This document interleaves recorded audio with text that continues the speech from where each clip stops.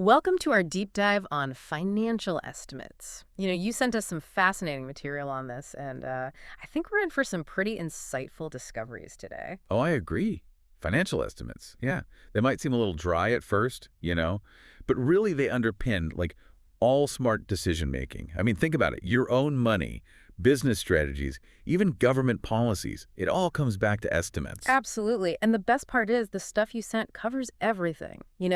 Like from the nuts and bolts of what goes into an estimate to how they're actually built, even all those different techniques, it's all there. It is. So whether someone's just brushing up or really wants to dig deep, I think there's something in here for everyone. Okay, so let's dive right in. First things first, right? What exactly are these things? Financial estimates. I mean, we toss the term around, but what does it actually mean? Basically, it's like trying to get a sneak peek into the future, projecting how much money's coming in, how much is going out, and in the end, will you be in the black or the red? So it's like educated guessing, but with a system. Exactly. And that system is what makes it different from just throwing darts at a board, hoping for the best. Got to analyze the past data, look at what's happening NLW, and then make some assumptions about what might happen down the line. Gotcha. And the research you send over, it really highlights that there are these key pieces that make up the whole thing, like ingredients in a recipe, almost. Ooh, that's a good one. And just like a good chef knows exactly what to use and how to mix it all up, making accurate financial estimates. Well, you really got to deeply understand these core components. Okay, so let's break it down, ingredient by ingredient, right? First up, revenue estimates. Sounds simple enough. It's just how much money we expect to bring in. Yeah, true. But it's also where a lot of the uncertainty hides, especially when we're trying to look way, way ahead into the future. Like, say a business is all in on one product and suddenly consumer tastes change or a rival pops up, that throws a wrench into those revenue projections, right? So even though it seems simple on the surface, there's a lot beneath it. Like, all these factors can really mess with your revenue projections, huh? Well, absolutely. Now, flip it over to the other side. We've got expense estimates. That's everything from your raw materials to salaries and even the rent you pay. And this is where it can get super nitty-gritty, right? A business can have tons, even hundreds of these different expenses they've got to track. You got it. And how detailed you got to be. Well, that all depends on what the estimate's for. Yeah. So a high-level one might lump expenses into big categories, but get more specific. And you're breaking it down by department, product, even project. It gets pretty intense. Yeah, and I bet understanding those different levels, how detailed it is, that's key to actually figuring out what the estimate's telling you, right? Because if it's too high level, you might miss some crucial stuff. You could, yeah. That's why it's so important to know the context. Like, what's the estimate even FOR before jumping to conclusions? Okay, so we got revenue, we got expenses. What's next? Profit or loss? Like the bottom line. Right on. That's where it all comes together, all those revenue and expense estimates, and they tell you, hey, are you making money or not? This is where things get interesting, right? I mean, even a tiny change in revenue or expenses, and boom, your entire profit projection could be totally different. For sure. So what you got to grasp is how sensitive the estimate is to all these moving parts. Let's say a company is running on thin margins, any little price hike in raw materials, and bam, they could go from profit to loss, just like that. Whoa, so it's not just about landing on one profit or loss number. It's about really getting all those factors that can make it go up or down. You nailed it. And when you understand that, you make better choices, smarter ones. Like, imagine a company realizes their profit is super tied to the cost of materials. Well, maybe they try to lock in long-term contracts or find different suppliers, spread out the risk. That's a perfect example. It's not just numbers on a page. It's how you use those numbers to make big decisions. Exactly. And there's more to the puzzle, like cash flow projections. That's all about when the money comes in and out. Timing is everything.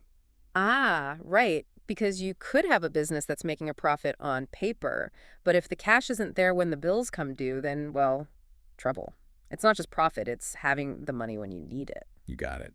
Cash flow projections, they help businesses see those potential shortfalls coming. Yeah. So they can, manage their money better, stay afloat. Makes perfect sense. And then there's capital expenditure forecasts. These are those big investments companies make. Yeah, the big ones. Stuff like shiny new equipment, upgrading their facilities, maybe even building a whole factory.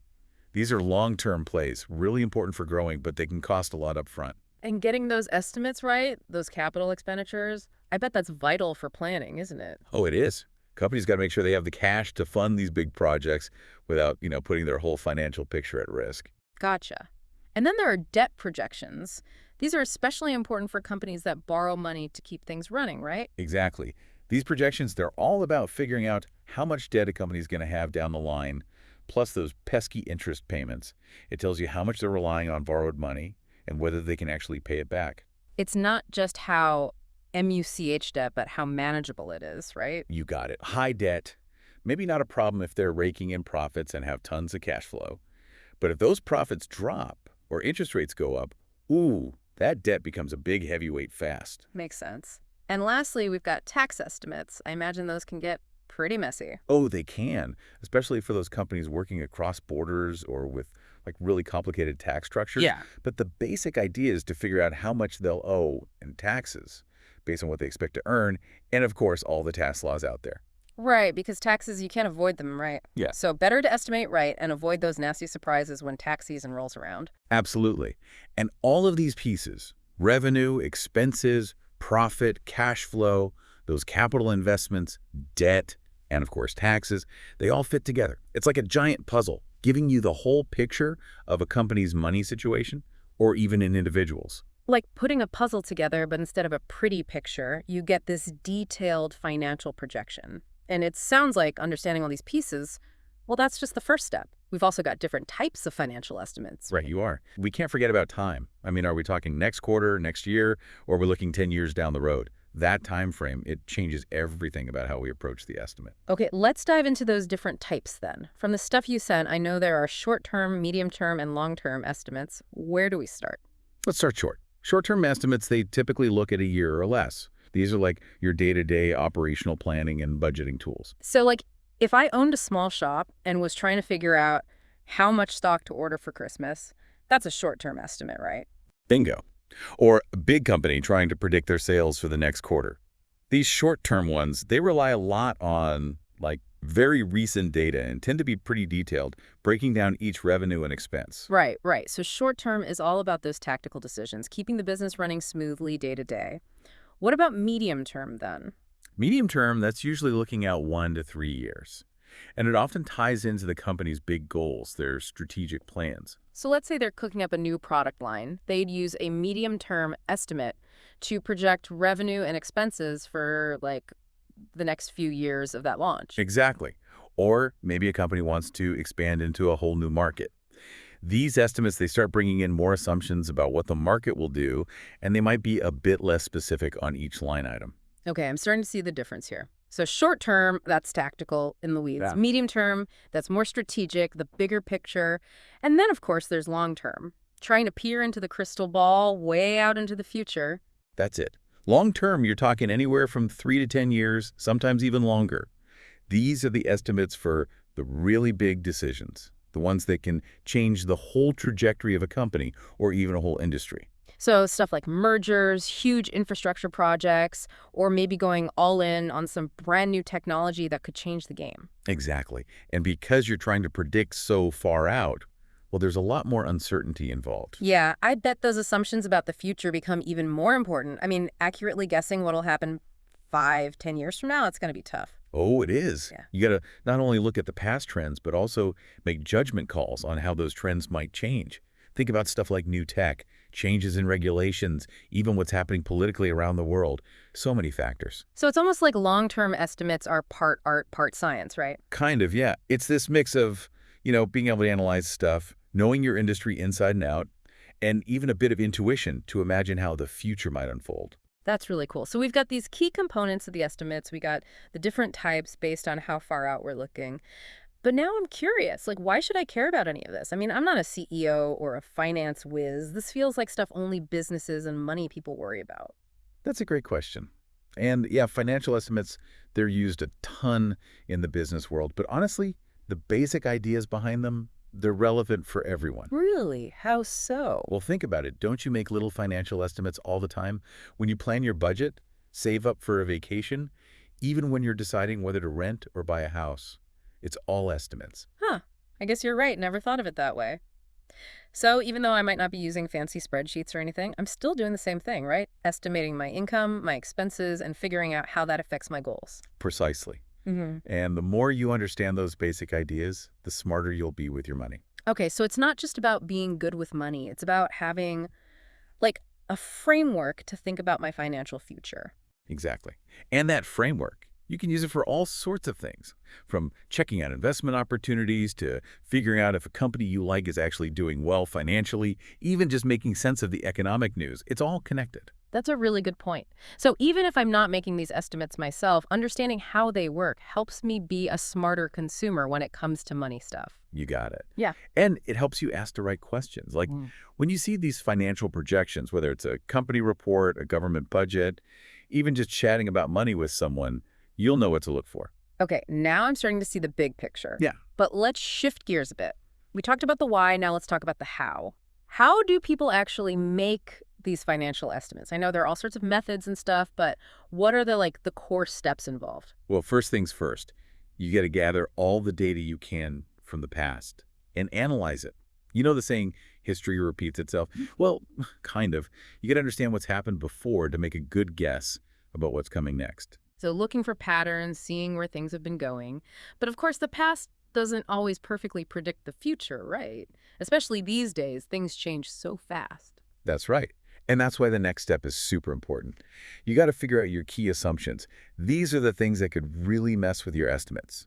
Things like how fast the market's growing, inflation, interest rates, new laws and regulations, even stuff you can't predict, like natural disasters or political upheavals. So it's acknowledging that there are all these unknowns that could totally throw your projections off track. It seems like this is where the art of estimation comes in, like you were saying before. You got it. Yeah. Because coming up with realistic assumptions, it takes good judgment, experience, and a deep understanding of the industry or whatever you're looking at. Okay, so you've got your data, you've figured out your assumptions. What's next? Well, now you got to choose the right tool for the job. You know, what kind of estimation method fits the situation? There are a bunch of techniques, and each one has its strengths and weaknesses. So no one-size-fits-all approach. It depends on what you're trying to estimate and what information you have. Exactly. And once you've made your estimate, you got to check your work, test it out, compare it to benchmarks, run some what-if scenarios to see if it holds up, and be ready to revise it as you learn new things. So it's an ongoing process. You're always refining and tweaking your estimates as you get more information. Absolutely. Being flexible is key to creating estimates that actually help you make decisions. Okay, so we walk through the basics of creating these financial estimates. But before we jump into the different techniques, I think it's important to remember these aren't like guaranteed predictions, right? They're based on assumptions, educated guesses, which means there's always some level of uncertainty. You're absolutely right. It's super important to understand that financial estimates have limitations. They're tools to help you make decisions, not crystal balls that can tell you the future for sure. So even with all this analysis and planning, you can't eliminate risk completely. Nope. And that's why understanding those assumptions, those building blocks of the estimate, is so important. If you can critically evaluate those, then you get a better sense of, the potential ups and downs, the risks and rewards, and you can make a much smarter decision. That's a really good point. And I think that leads us perfectly into the next part of our deep dive. We're going to get into those specific challenges and pitfalls you can run into when you're making and interpreting these financial estimates. Exactly. And we'll also dig into some techniques you can use to, minimize those risks and create estimates that are more solid and reliable. Can't wait.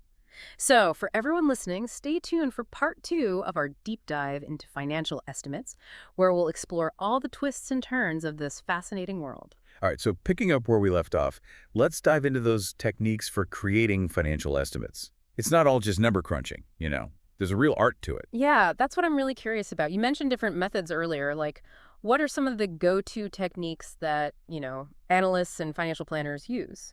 Well, one of the most common is trend analysis, which we kind of touched on before. It's basically looking at past data, like sales figures, how fast the market's growing, even things like website traffic, and trying to spot those patterns, then extending those patterns into the future. So if a company's profits have been going up steadily for the past 5 years, trend analysis might say, hey, that growth is probably going to continue, though maybe not at the same rate, right? Exactly. It can be really powerful, especially when you combine it with other methods. But it's important to remember that trends don't always last forever. Sometimes something unexpected happens, and even those well-established patterns get disrupted. Yeah, like a sudden change in what consumers want, or some crazy new technology comes along and changes everything. Exactly.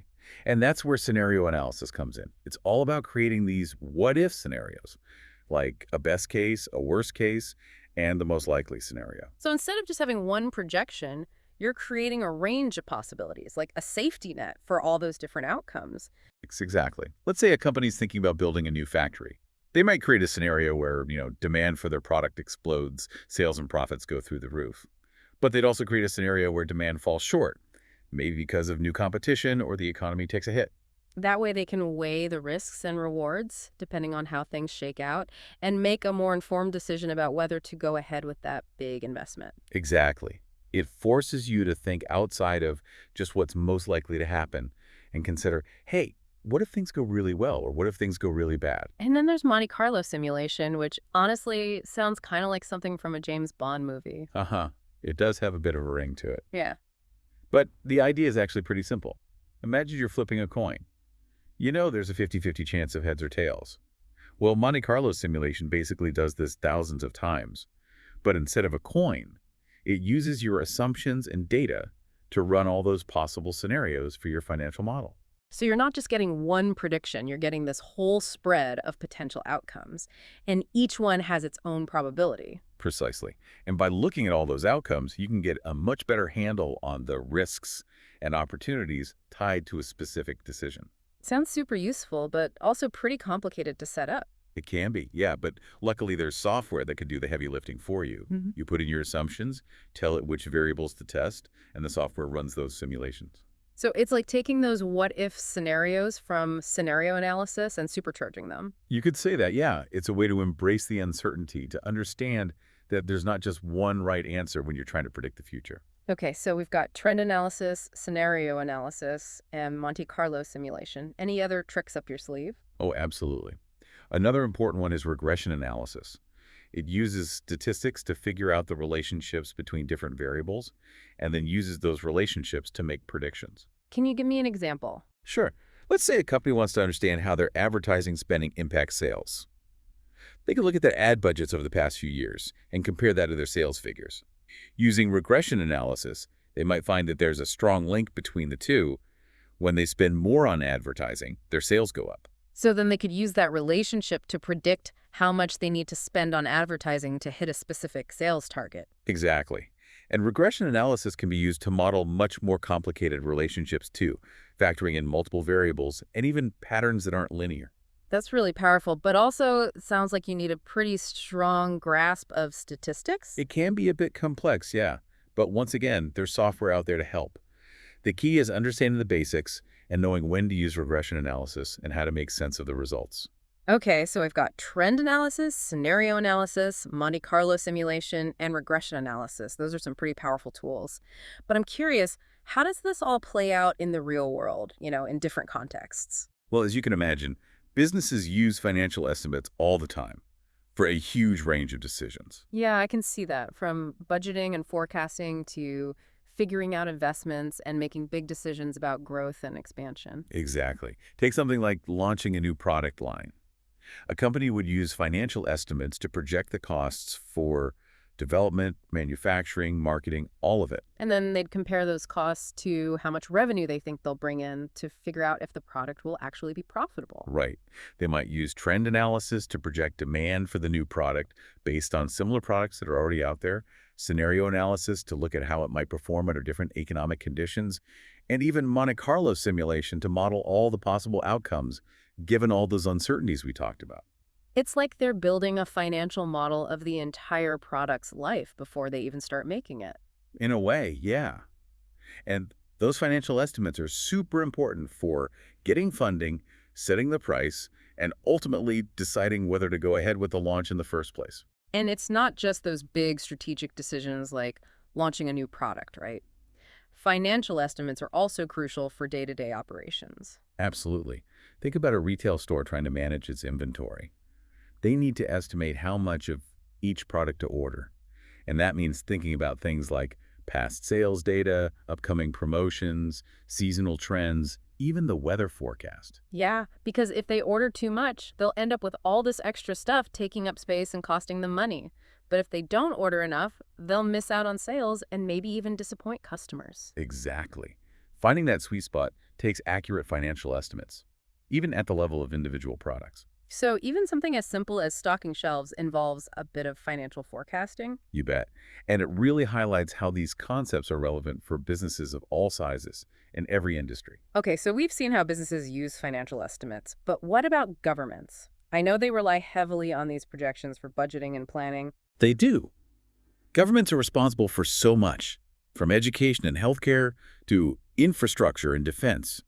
And funding all of that takes careful planning and a clear understanding of future revenue and expenses.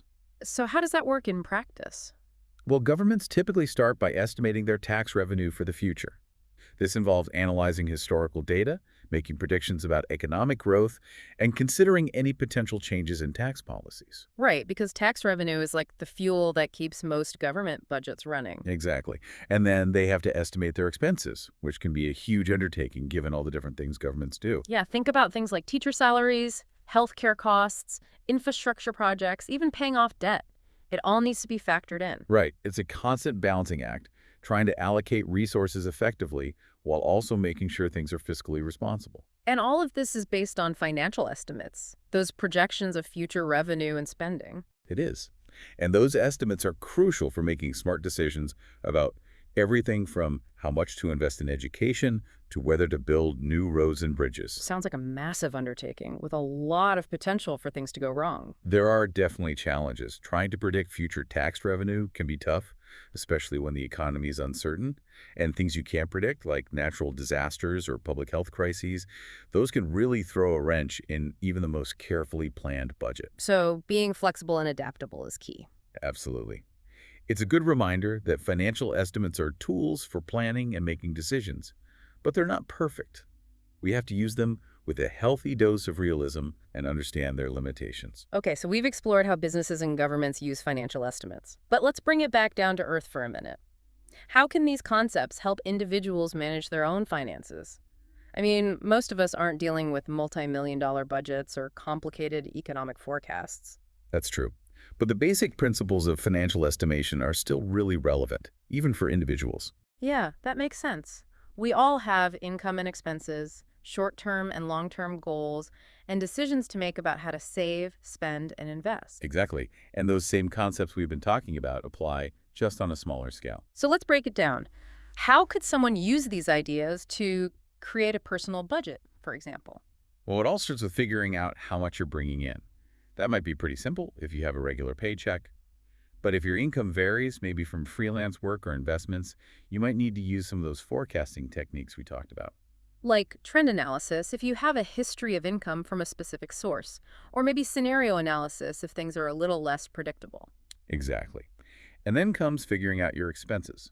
This means tracking where your money goes, figuring out where you might be able to cut back, and making realistic predictions about future costs. Things like rent or mortgage payments, utilities, groceries, transportation, entertainment, all of it. It's about creating a clear picture of where your money's going. Right. And it's really helpful to categorize those expenses, just like businesses do, so you can really understand your spending habits. And once you have a good handle on your income and expenses, you can start making smart decisions about how to manage your money. Absolutely. You can set savings goals, plan for big purchases, or even start thinking about investing for the future. It's about taking charge of your financial well-being. And I'm starting to see how understanding these principles of financial estimation can be really empowering. It's not just about crunching numbers, it's about making informed choices about how we use our money. Exactly. And that's where financial literacy comes in. Even if you're not a financial expert, just having a basic understanding of these concepts can make a huge difference in your financial life. Okay, so we've covered a lot of ground today. We've explored different types of financial estimates, the key pieces that go into them, and all those techniques used to create them. We've also looked at how these concepts work in different situations.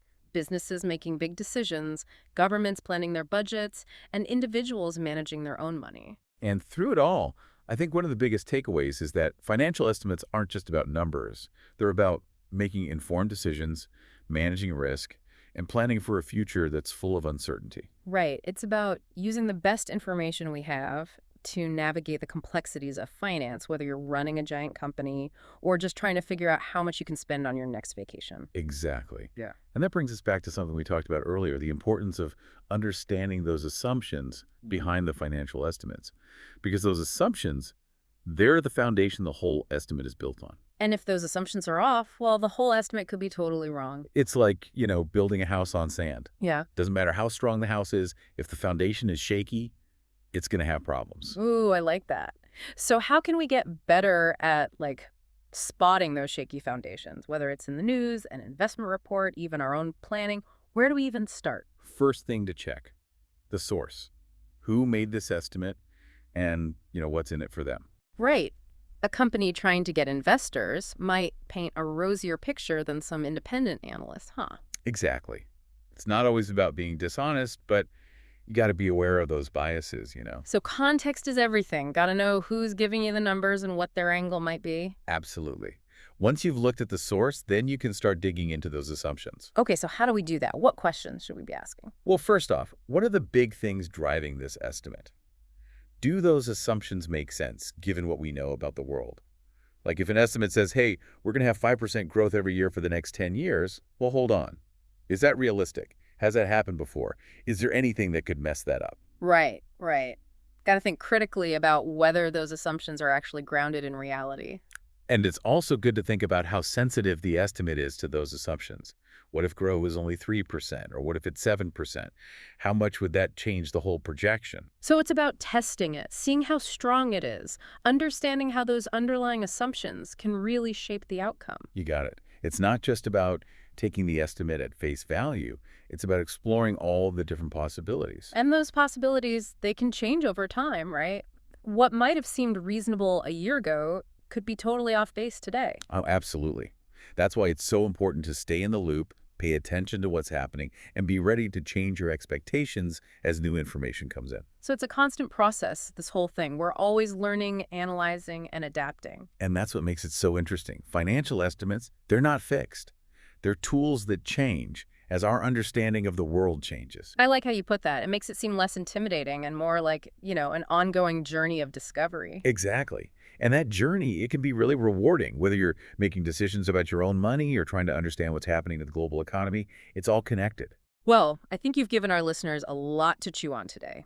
We've covered all the parts of financial estimates, the different types, the techniques to make them, and even some of the traps to watch out for. And hopefully we've sparked some curiosity, inspired people to dig a little deeper and learn more. Because whether you're planning a vacation, thinking about an investment, or just trying to make sense of the news, financial estimates, they're everywhere. And by understanding how they work, those principles and techniques, we can all navigate this world of finance with more confidence, be smarter about our money. That's a great point to wrap things up on. Thanks for joining us on this deep dive into financial estimates. It's been a pleasure. The pleasure was all mine. And for everyone listening, until next time, keep those minds curious and those wallets happy.